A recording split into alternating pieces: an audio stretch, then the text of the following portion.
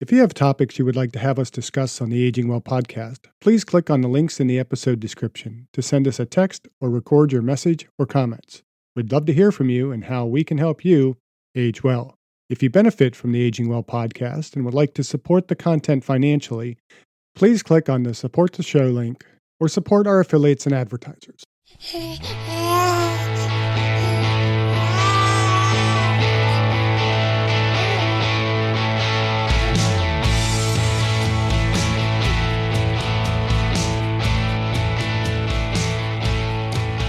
Welcome to the Aging Well podcast. I'm Jeff Armstrong here with Corbin Bruton. In this and the episodes that follow, we will share candid discussions on aging and hear from the experts. We are here to inform and encourage as we experience, aging. In this episode of the Aging Well podcast, titled Laughter is the Best Medicine for Aging Well, we explore the numerous ways in which humor and laughter can contribute to a healthy and fulfilling aging process. Laughter offers a wide range of physiological benefits that can positively impact our health and well-being. Humor can be a coping mechanism for dealing with the challenges of aging. We provide practical tips and advice on how to incorporate humor and laughter into our daily routines to age well. Dr. Armstrong, we've been discussing nutrition for aging well for our last few episodes, and I was wondering, can vegetarians eat pudding? Of course not. How can they have any pudding if they don't eat their meat? Is that Pink Floyd? Absolutely. You forgot the accent. How can you have any pudding if you don't eat your meat? I want to play it. Yeah, well, we'll work on that. But my daughter doesn't think I'm funny either, so.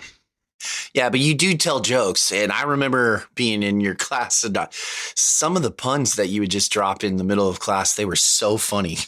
There's so many that I avoid telling. I'll be lecturing and some ordinary joke will kind of come to mind and I just kind of, I don't know, should I? And sometimes I succumb and actually tell it and haven't gotten fired yet. So the more politically correct we are expected to be, the more I expect to get fired at any point for some of the things I say in class. But I do enjoy telling jokes in class and even just kind of in general.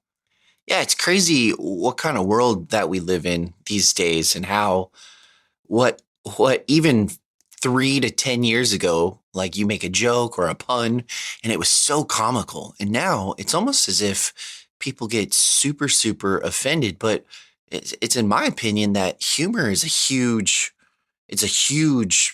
I don't know, stress reliever. It's a critical part of life and it makes life fun. So do you think that humor and laughter are important for aging well? I do. Do you?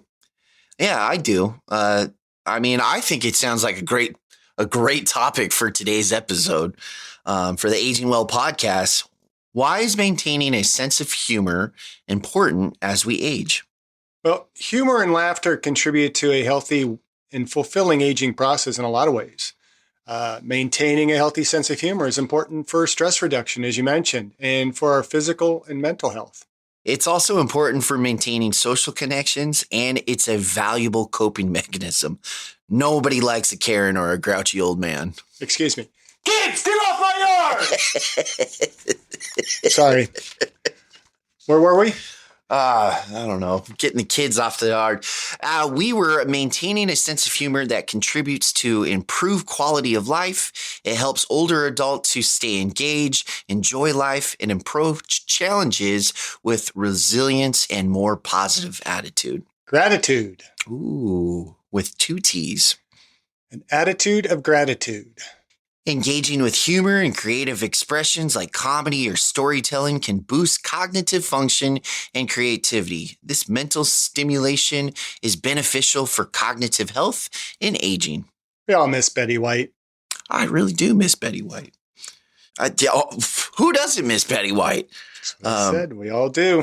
We do. The ability to find humor in situations, even challenging ones, fosters emotional resilience. As well, humor can be an effective tool for resolving conflicts and diffusing tensions in interpersonal relationships. And this is especially important as older adults may face conflicts with family, friends, and caregivers. So let's dive into this subject of humor and laughter for aging well. What are the physical and psychological benefits of laughter? Well, laughter triggers the release of endorphins, which are natural mood elevators. Endorphins promote an overall sense of well being and can help reduce stress and anxiety. The increase in the body's production of endorphins can also act as a natural painkiller. It can raise the pain threshold, providing temporary relief from discomfort. Laughter enhances the immune system by increasing the production of immune cells and antibodies. This can make the body more resistant to illness and help in recovery from illnesses and surgery. And laughter can also lead to the dilation of blood vessels, which increases blood flow. This in turn can lower blood pressure and improve cardiovascular health. It may also reduce the risk of heart disease. That kind of reminds me of Norman Cousins. Didn't he believe that laughter was a key to success in fighting illness? He did. He detailed this in his 1979 book, Anatomy of an Illness as Perceived by the Patient, and the 1980 book, Human Options. Do you believe that laughter can heal? I do, actually. I feel like it's very important. Laughter as well as exercise can heal the body. And I'm a big fan of, I don't think I've read Anatomy of an Illness, but I do have a copy of Human Options, and I read that pretty frequently.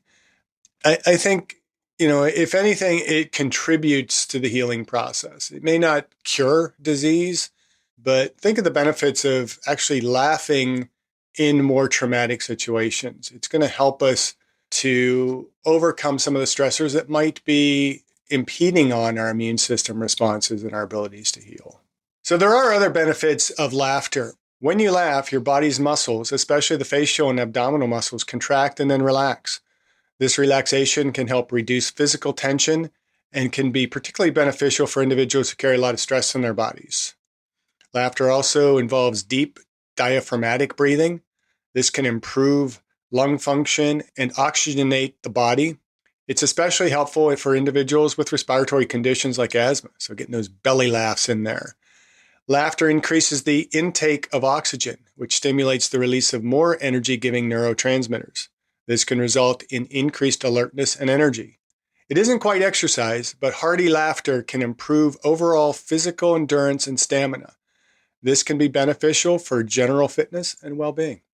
With the constant constriction of the face going up and down as you're smiling and laughing, I would assume getting more blood flow to your cheeks would help with an aging process as well, wouldn't it? Getting like collagen levels to the blood as you're smiling. I guess you're talking about, avoiding wrinkles and having, something like that. Botox. That's an extra bonus that laughter could actually bring to the table. I suppose so. Some studies suggest that laughter can reduce inflammation in the body, which is associated with various chronic diseases. Yeah, and we will link several of these in the episode notes. Laughing can aid in digesting by stimulating the production of digestive enzymes and promoting gastrointestinal motility. It may help in relieving indigestion and other digestive issues. This seems like it would be a benefit when it comes to improving the nutritional status of aging adults, particularly those approaching the fourth age. And over these last few episodes, we've talked about the importance of nutrition and some of the deficiencies that older adults are getting and why they have some of these deficiencies.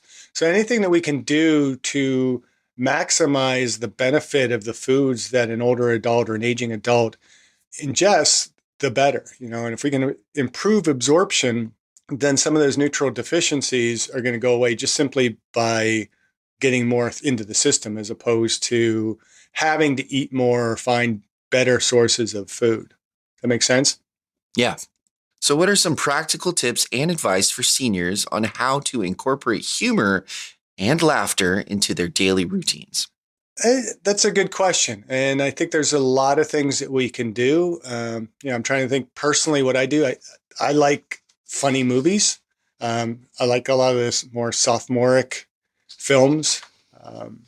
Many of us that are already kind of in our 60s or whatever, we grew up in some of the best era of humor. Saturday Night Live was a staple every Saturday night when I was in high school. Unfortunately, I think the show has declined a bit, and is not quite as funny as it was in the old Belushi and Aykroyd days and Gilda Radner and all that. But, watching funny movies. I mean, what are some of your favorite funny movies? Step Brothers. Step Brothers, okay. That's my Yeah. favorite. I like some of the older classics a little bit better. I'm more like the Blues Brothers and the vacation movies. Like Fletch? Fletch wasn't the funniest of Chevy Chase's movies, but any movie that's going to make you laugh is going to bring along some of these benefits and just things that are going to kind of stick in our heads. I mean, there's so many times that as I'm lecturing, old references come to mind. And unfortunately, the more I teach, the more dated some of those references become. I'll be teaching something, and you probably remember this. I'll tell a story about something, and then, it reminds me of such and such. And people just kind of look at me like, what are you talking about? Right. It's like, really? You've never seen that? I mean, I still consistently, if I get no response from my students when they ask a question, and, it's just pin drop, it's always the Bueller. And everybody gets that, and it kind of relaxes some of the tension in the room, So students that are a little less likely to answer a question might kind of loosen up a little bit and respond. And so allowing ourselves the freedom to make jokes. And I think that's a huge issue with our society right now is we are on such eggshells when it comes to what we can or cannot say and worried about offending people.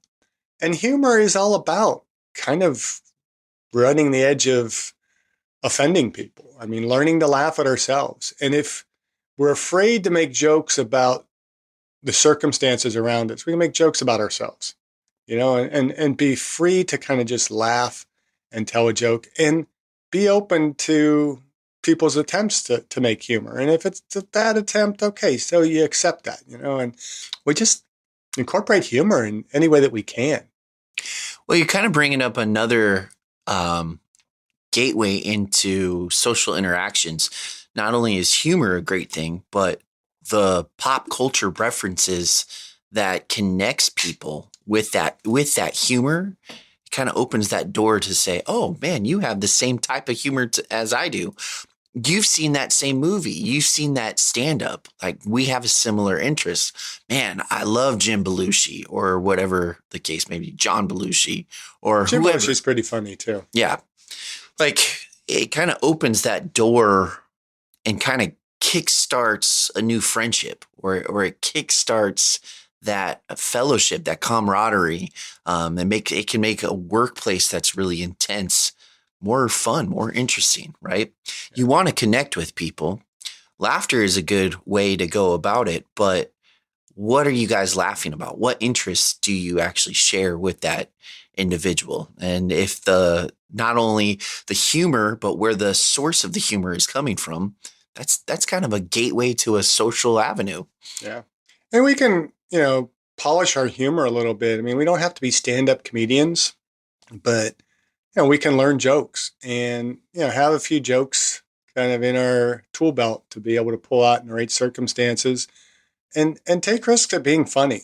I appreciate people that sometimes, tell just bad jokes, but they make the effort to tell a joke, and to me, the best jokes are when they are suited to kind of the circumstances, where they just kind of pop into your head, sometimes at the seemingly least appropriate times, but they're funnier that way. It's a little less funny to have somebody say, so I heard a joke today, and they proceed to tell a joke that's totally unrelated to the conversation or anything else. And everybody's just kind of looking around at each other. It's like, that wasn't so funny. But at least, for that person, they're kind of attempting to be a little bit more humorous. Right.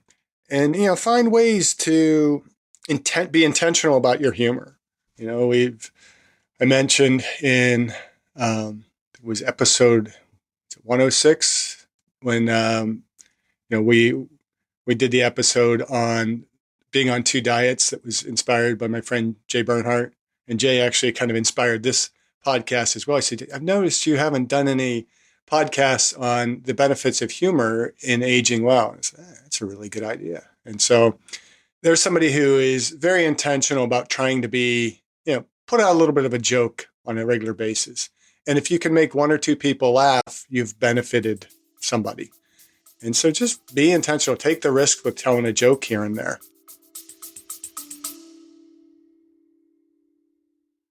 I discussed my epigenetics test with True Diagnostic co-founder Hannah Wendt in episode 162.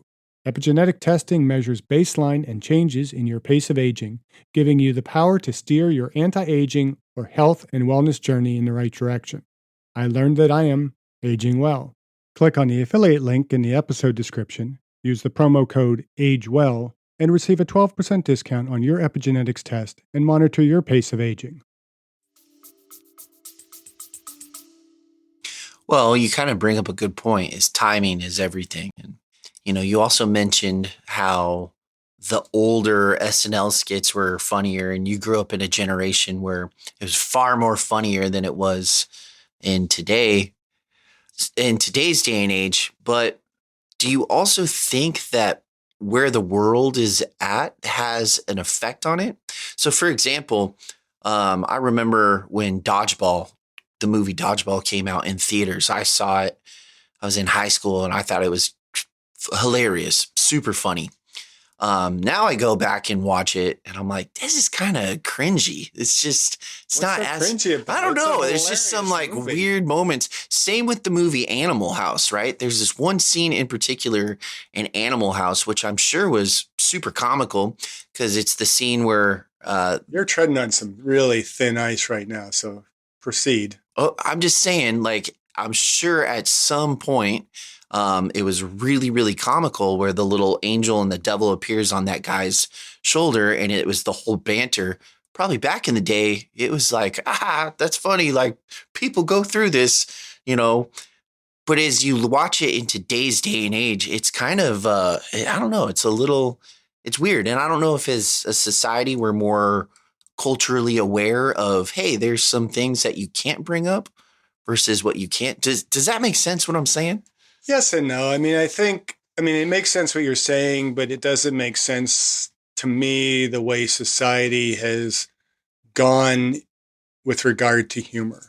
And I understand the scene that you're coming from, but it's a reality of our existence. I mean, who hasn't had that kind of figurative devil and angel on their shoulder telling them, right or wrong? And it's a reality. And so making light of the reality is not necessarily, justifying some of the wrong behavior. And yeah, some of the off-color stuff in those movies like Animal House and everything are, not appropriate behaviors, but I don't think it was being depicted as this is appropriate behavior.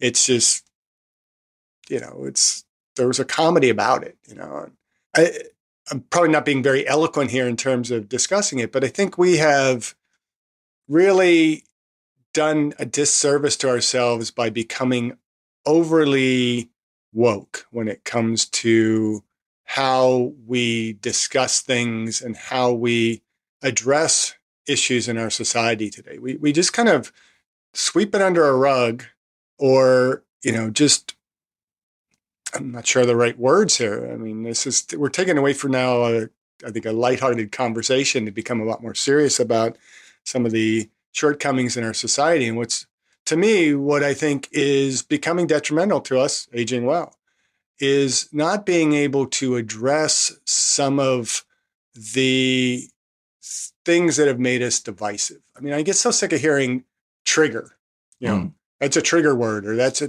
trigger. It's like, we have to learn not to be triggered by things. We need to learn to make light of ourselves, to appreciate some of the humor in our differences. I mean, we are different, and just because we can make light of some of those differences does not mean that we are being bad people.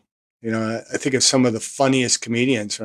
Guys like Richard Pryor or Red Fox, and Rodney Dangerfield. And I mean, most of those comedians would not be able to exist today. I mean, you look at Dave Chappelle, all the pushback that he gets for his humor. Ricky Gervais, I think, has made a pretty good stand against some of the resistance that we have created toward humor.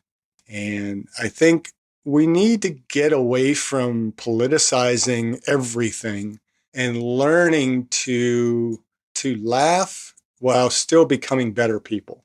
Does that make sense? No, totally. I agree. I kind of wanted to just open that door, just because I think humor and I think jokes and I think laughter, I think it can relieve stress. It can like break tension in the air.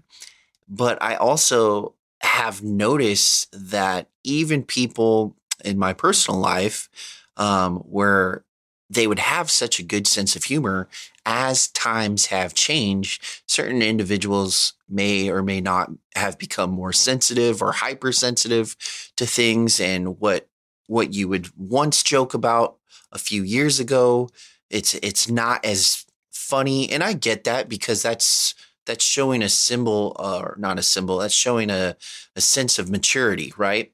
Like if you go back and you read one of your old college writing, you don't think the exact same way that you do today, and that shows growth. But I think there's a difference between growth and learning to laugh and be like, he's just joking around. Like we're all having a good time, versus, well, this is a serious matter and we can't be making these kind of jokes.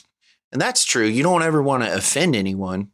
I think that dad puns are a good, safe blanket to kind of stay in. I crack up at dad puns all the time. I think puns are the funniest form of jokes. That's me. I love them. I think they're a safe haven, and I really don't think they can go wrong. I know a lot of people out there, they don't like walking in Punderland, but I love it. It's a lot of fun. I guess I tend to like a little bit deeper, darker humor. I'm a huge British comedy kind of fan. Monty Python is always hands down one of my favorite. Dave Allen, who was a very popular British comedian from like the 1970s. A lot of his humor was based on religion. And so the kind of the Protestant Catholic fighting back in those days. And, he was able to kind of get people looking at the problems in society through humor. And I think that is missing in a lot of the comedy today. People are just afraid to bring to the forefront. Sometimes, it takes us kind of facing a somewhat offensive joke to be able to kind of open up through humor that dialogue that causes us to begin to consider, that's not really a good thing. How do we change it? And, right, that's true.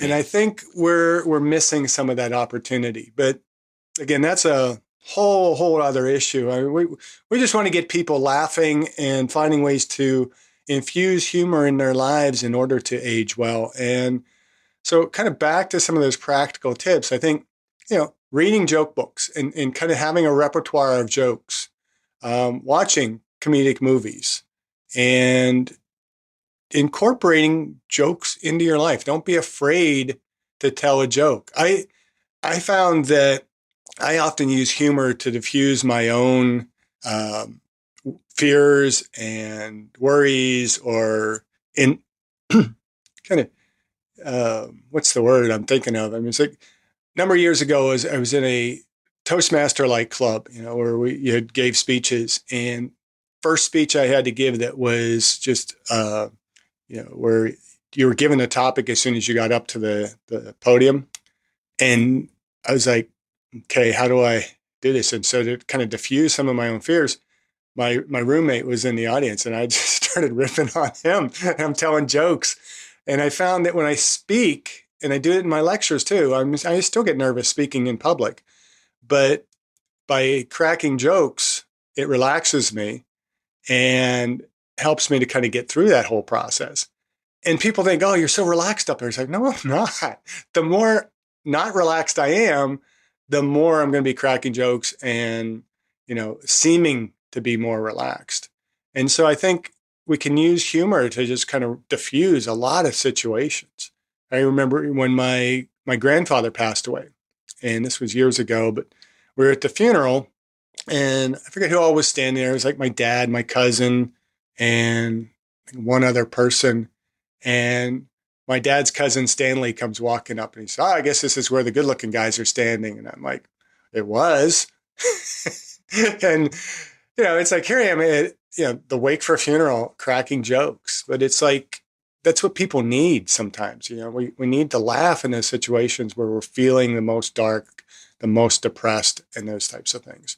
My daughter, she learned the other day that her cat has a tumor. And I, even in this situation, I say tumor. She has a tumor. And I mean, she's broken up by it. I mean, she's only had this cat for a year. She adopted it. It was an older cat, wonderful cat. It's probably one of I've only liked 2 cats in my lifetime, and this is the second cat. And she was just too broken up to go to school. We're recording this on Saturday. She couldn't go on Thursday. Yesterday for school, she had to go, and she was telling me afterwards. She said, "Yeah, when people would ask me about the cat and things like that, I've kind of found that I joke about it, and it helps me through it." And so for her, being able to use humor, and she's got a very similar sense of humor to me, even though she puts down my jokes sometimes. She's able to use it to kind of get through the dark situation. And so sometimes just when we are feeling our lowest, find ways to find humor in it and let that lift you out of that, get those endorphins up again, get our brains feeling a little bit more relaxed and so on. But you're saying like kind of make light of the situation. Don't let the dark situation consume you, right? Because you don't want to put a light mask on, very similar to a Robin Williams scenario where he would be on and he'd make everyone laugh and he was super comical, but he himself suffered from really bad depression. And you don't want to be on all the time making light of every single situation that you're not able to deal with the serious scenarios. You just want to crack some light in a dark room, even in the darkest room, that little bit of light it'll shine the brightest. I think that's what you're saying, right? Well, yeah, that's what I'm saying, but I don't quite see the difference. I mean, it's not putting on a facade per se. And I think for Robin Williams, that was his way of really dealing with the deep, dark emotions within him, was being humorous. And, it probably extended his life significantly. I mean, I can't speak for him and for his history and his, mental health, but I would suspect that, it was getting him through some very dark periods. And by joking, it's not that you're just covering it up and you're dismissing it. You're finding a way to kind of deal with it and get past it. I mean, I don't know for him to calm himself down and not go into that.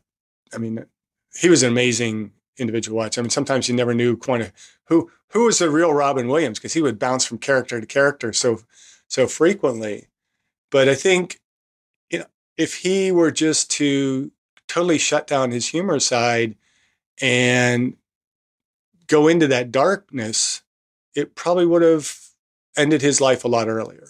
I don't know. Again, I'm not a psychologist. I don't claim to be a psychologist, but from a physiological standpoint, if we can work through those darker times, it's kind of like working through, the pain of exercise. So you just got to kind of do it, and your body is going to adapt and get the positive benefits from it. We're going to be better in the long run, if that makes any sense. Oh, no, that makes a lot of sense. So. What also is cool about humor, and you were mentioning how you liked the Monty Python, more that dry sense of humor, is it does kind of break down barriers, right? Whether, because let's utilize the example of The Office, right? The original Office from England. Well, that was really, really dry. And some people loved it. Some people, they weren't as big of a fan. But then you had the American version of The Office, which was more off the cuff, more Mad Libs. It was, to me, I think the American version is way funnier, but I really like the dry humor of the English one. And so you're kind of breaking down barriers by intertwining the pop cultural reference that we discussed earlier, but you're exposing on a more broader level. And so you're allowing people to, hey, this is how the English did it. This is how the Americans did it. And I kind of like both. And you can kind of, you know what I mean? Like a humor opens up a gateway to see into another person's culture, another person's perspective, and it allows you the opportunity to connect with that individual. I think that's really cool. Like, I didn't see much difference between the original Office and the American Office. Oh man! Other than just it's different actors, a little bit different presentation, and so. Yeah, I don't know if it was culture. I mean, it was probably culture to a certain extent, but it was also just simply the casting makes a little bit of a difference as well. And, you can put the same person in a different different situation and they may be more or less humorous. Or you cast different people in different movies. That's why casting directors in movies make big money, because the right choice makes or breaks a movie. Well, that kind of brings up another point. Like, if I say a joke, is it going to be as powerful as if you say a joke? Will it hit the hearts differently, right? Well, I definitely have better delivery than you. Well, so maybe. I'm sure that the jokes are always going to come better from me. But yeah, so I think sometimes it depends who's telling the joke. I mean, there's certain jokes that, say, a friend of mine that might be a person of color could tell that joke, but then me being a bald white male tells that joke, it comes much, much more offensive. Mm. And so, yeah, we have to be careful what jokes we're telling and when we are telling certain jokes. And we got to expect that sometimes jokes are going to backfire on us as well. I mean, I remember one time in college, a fraternity brother of mine got engaged, and his fiance was running around at a party showing the ring. And at the time I was a geology major. And so I'm like, I hate to say this, but I'm a geology major, and that's not a diamond, that's cubic zirconium. And she got all upset. And it's like, I was just joking. I'm just joking. And so I felt so bad. And then several months later, they broke up, and she got the ring appraised. It was cubic zirconium. Oh, no way. That's so funny. There are so many times in my life that jokes like that have backfired. That, you say something you think is funny, and then they get all upset. And then it turns around and actually what you said was kind of true. Well, that also opens up for the discussion of, it's not what you say, it's how you say it, but it's also who says it, right? Right. And so that comes into, being able to read the room. And that, I think that's another thing of why humor is so important, is it allows you to read the room. When you were talking about how you did your Toastmaster, or if you get nervous right before teaching a class with your public speaking, you do a little icebreaker by sending a sense of humor out there, telling a joke, telling a pun, just riffing off whatever scenario is happening in front of you. And the response or the reaction of the room that you're in, it kind of, all right, that can cut the tension. That can make it, all right. You know what I mean? That can make it a lot easier for you to, okay, I'm diving into this. This isn't that bad. And I think too, especially when you make light of yourself, you can look at your deficiencies, make light of those, and share those with people, and you share more of yourself, you open yourself up to people more, and people are more receptive of you. And I think one of my best qualities as a teacher is that I share way too much personal information. I make light of myself. I tell stories about my family, my kids, my wife, whatever. And the students feel more connected to me. And so, they respond a little bit better. I'm not up there on, high horse lecturing to them. I'm kind of just opening myself up to them. And I think in any situation where we can do that, where we allow ourselves to be vulnerable, and in that vulnerability, we add a little humor, we open ourselves up to better and stronger relationships. Yeah.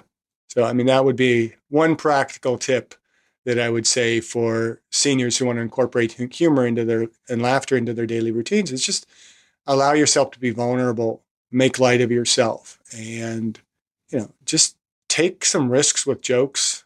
And yeah, they might backfire at times, but you apologize when you make the wrong joke. That should be your new trimester icebreaker.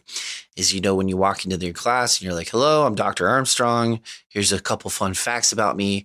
Now we're going to go around the room and you guys are going to say your name, where you're from, and you're going to try and tell me a joke," right? And then I think that would be really funny. "Hi, my name's Corbin. I'm from Beaverton, Oregon. And have you heard the joke about cashews?"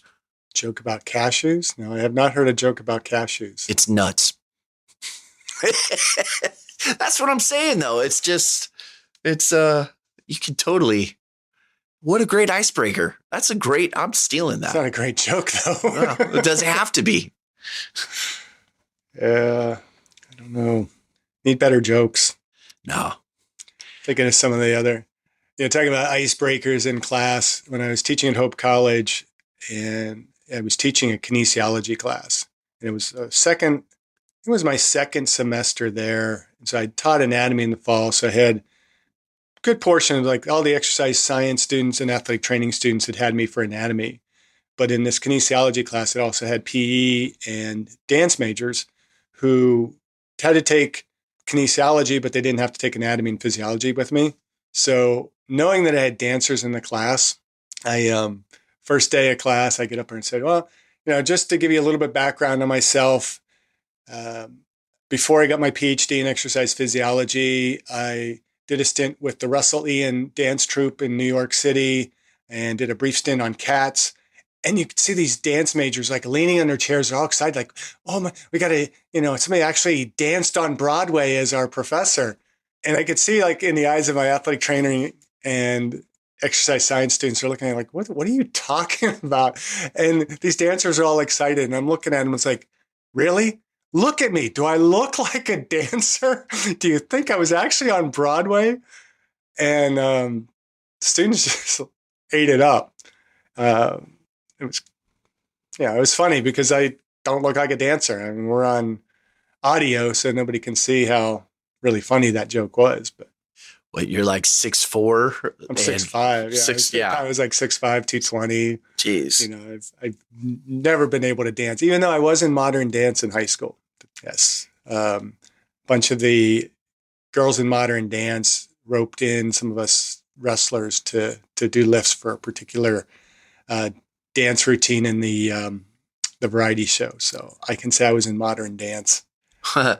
My speaking of comedy and funny, this isn't an icebreaker or anything, but my brother does fantasy football, and the winner gets a trophy, the loser has to do whatever the winner of the fantasy football league says. And in one particular scenario, I guess the loser had to do a 5-minute comedy stand-up speech. Like, I was like, whoa, that's a interesting punishment, because if you think about it, a lot of people, public speaking is not easy. So standing up and trying to make an entire audience laugh for 5 minutes, you better come with good material. Yeah, that can be a pretty. My dad actually has done a lot of stand-up. When he was first married, he was doing a lot of stand-up in Pittsburgh. Actually, got to perform with, not with, but on the same bill as Flip Wilson, which you might not even know who Flip Wilson is, but one of the funniest Black comedians of the late 60s. One of his most popular characters was Geraldine, which was basically him in drag, and which I don't know if he could pull it off in these days, but dressed up like a woman and was this real sassy woman. And it turned out to be one of his funniest routines. And my dad would tell the story how he was kind of skeptical. And I mean, actually, he was talking with Flip Wilson before Flip Wilson really did this as a public kind of piece in his comedy. And my dad was kind of skeptical of it. And he did it for my dad, and my dad just lost it. I mean, just thought it was hysterical. And I think I mess up the story a little bit, but I used to think that my dad told him it wouldn't work. But it was actually that, he was skeptical, but he saw him do it, and it was just hilarious.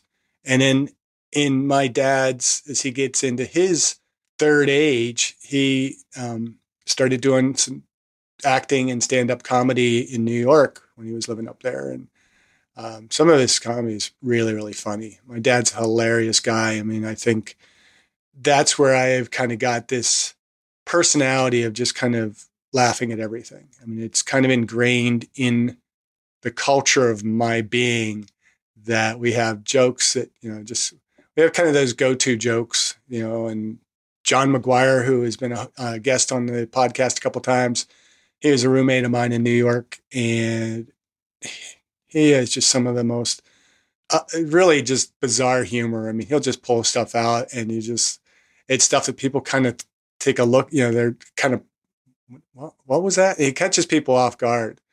Like one time we were helping out another friend who had a security business, and we were going around kind of just testing the security at these different locations in New York. So our job was to just kind of drive up to the gate and try and get past security without proper clearance. And we got up to one, and this guy just waves us on through. And, so we have to kind of pull back around. It's like, why did you let us through? You're supposed to stop us, right? And we're here checking all this stuff out. And the guy said, well, you look like a guy who just drove past. And John's like, so well, we had the same facial disfigurements? And the guy's like, well, actually, the guy's black. And John's like white as can be. He's Irish, It's like, okay. But I've used that same facial disfigurement joke frequently, and he'll use it in different scenarios, and just finding those little jokes, like I could pull off a whole bunch of if anybody goes back to his episodes with John and me just bantering back and forth, you'll hear some of that just off-color humor. But just having that kind of personality, I think, helps us to age well. So trying to find our own humor, not trying to force humor, but find our humor. And everybody's got humor in them. And even the grouchiest of old men and the Karens out there can stir up some humor. And I think we might have a few less Karens in the world if there was more of a sense of humor. Totally, especially if they something just hits whatever that funny bone is and just allows them to laugh on such a deep level, like that deep belly laugh where you're like, oh my gosh, this is so funny. I can't breathe. And it becomes contagious. I don't know if you've ever been around an individual who's laughing hysterically and you find yourself laughing with them. You're like, I don't know what's so funny, but this is just funny and contagious. And then you're falling on the ground and you're laughing. Well, it's the same way with negative energy. If you have an individual who's super negative and angry all the time, they put that tension in the room, make a joke and make that individual laugh and get it into their belly. And I guarantee the endorphins are going to kick in. They're going to laugh. They're going to feel better. They're going to be like, oh my goodness, I needed that. I needed that outlet. I needed that laugh. I needed to feel so much humor that it's bringing tears to my eyes. Like, those laughs, they don't happen as often as they used to. I feel like they happened a lot more when I was younger, but man, it is always an amazing feeling to have that intense, deep belly laugh where you're like, I can't breathe. It's so good. I love it. they're probably not happening as frequently because you're becoming too woke. Is Get that a little less woke? is that what it is? Humor, and I think you'll have a lot more belly laughs. Maybe. We got to laugh at everything and anything anymore. So what are some of the takeaways from today's episode? I think the takeaway is, find humor in everything. You don't have to be so tense. It doesn't have to be so awkward. It doesn't have to be so negative. You can find laughter, find joy, and it's contagious. Spread that to someone. Spread it to yourself. Make yourself laugh. Find humor in any scenario that you're in, and it's not that bad. I think another takeaway is with laughter, you get to know an individual. It helps you read the room. It helps you remove stress. It makes work or family life or personal relationships more fun. It creates a deeper bond. It also helps break down those barriers and those walls. It allows an individual to connect on a pop cultural reference. It can connect people internationally, really, whether you live in Beaverton, Oregon, or if you're living in New York. Like, humor connects us. And that's a really cool concept to me. And the health benefits, obviously, spiking the endorphin levels. All in all, I believe that humor is a huge factor. Do you have anything to add to that? I'd say, go out today and make somebody laugh, and find a way to make yourself laugh. No matter what circumstances you're in, find something that makes you laugh and share it with somebody else. Because after all, aging isn't just about physical health. It's about enjoying life and being satisfied with one's overall well-being. A sense of humor can contribute significantly to aging well.